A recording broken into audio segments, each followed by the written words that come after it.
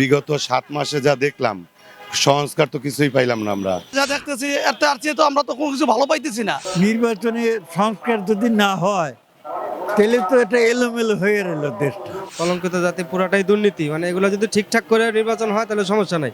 আবারও স্বাগত জানিয়ে শুরু করছি বাংলা অ্যাফেয়ার্সের বিশেষ আয়োজন পাবলিক অ্যাফেয়ার্সের। সাথে আছি আমি মোহাম্মদ ইমামুল হাসান।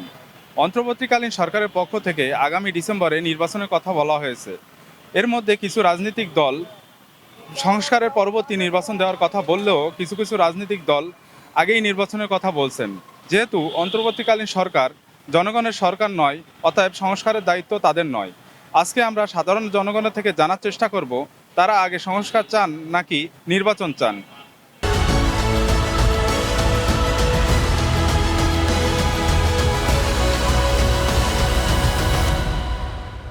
এটা নির্বাচন হইলে তো একটা মনে করেন প্রতিনিধি ভালো হয়, যে কোন প্রতিনিধি কি করবে না করবে সেটা জানা যাবে।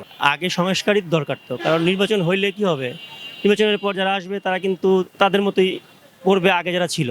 আগে যদি সংস্কার হয়, ধরেন নির্বাচন কমিশন সংস্কার হইলো, স্বাধীন করা হইলো, তারা মনে করেন আপনার পুলিশ প্রশাসন, তারপর যারা আমাদের যারা নির্বাচন যারা পরিচালনার থাকে আর কি, যারা এই নির্বাচন পরিচালনা করতে যারা কাজ করে, এই সম্পূর্ণ প্রশাসন ব্যবস্থাটাই সংস্কার যদি করা হয়, তাহলে নির্বাচনটা চাইলেই আর ম্যানিপুলেট করতে পারবে না। এখন যেভাবে চলতেছে এভাবে তো সাধারণ লোকও হয়রানি হচ্ছে, রাস্তাঘাটে সাধারণ লোক হয়রান হচ্ছে।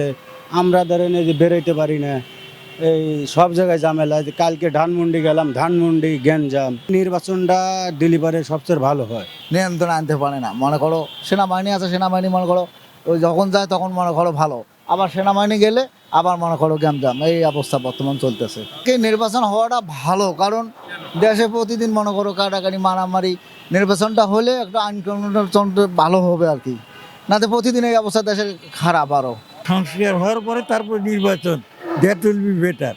সংস্কার না হলে তো যাই হেরে ফাঁকা জায়গায় পড়তে হবে, আমাদের অসুবিধায় পড়তে হবে।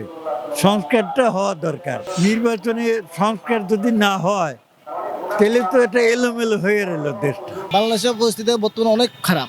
এখন যদি নির্বাচন হয় পরে সংস্কার করা মানে মনে হয় না হবে। দেশের পরিস্থিতি ঠিক হয়ে যাওয়ার পরে আস্তে আস্তে নির্বাচনটা হলে তখন মানে সুন্দর একটা দেশ গড়ে উঠবে। আমার মনে হয় নির্বাচনটা সুস্থ হবে। আমরা আগে নির্বাচন চাই, কারণ বিগত ৭ মাসে যা দেখলাম, সংস্কার তো কিছুই পাইলাম না আমরা। আগের চেয়ে আরও দেশ পরিস্থিতি খারাপই হয়েছে। খুন, ধর্ষণ, চাঁদাবাজি সবই বাড়ছে।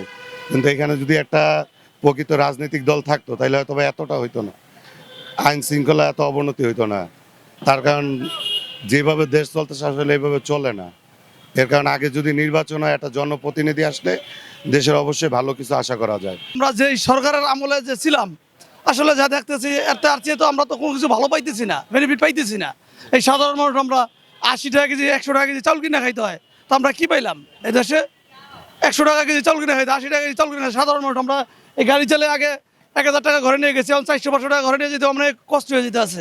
কলঙ্কিত জাতি পুরাটাই দুর্নীতি, মানে এগুলো যদি ঠিকঠাক করে নির্বাচন হয় তাহলে সমস্যা নাই। তো আগে সংস্কারই চাচ্ছি, কারণ আমাদের অনেক সংস্কারের প্রয়োজন আছে। আওয়ামী লীগ হোক বা বিএনপি হোক, আইসা একই কাজ করবে। তো এই জন্য যদি অন্তর্বর্তীকালীন সরকার যদি আমাদের কিছু সংস্কার করে দিয়ে যায় তাহলে হয়তো বা পরবর্তীতে আরেকটু ভালো থাকলাম আর কি। অধিকাংশ সাধারণ জনগণ আগেই নির্বাচন চাচ্ছেন। যেহেতু কোনো রাজনৈতিক দল যদি ক্ষমতায় আসেন, সেক্ষেত্রে তাদের সংস্কার করাটা অনেক সহজ হবে বলে মনে করছেন তারা।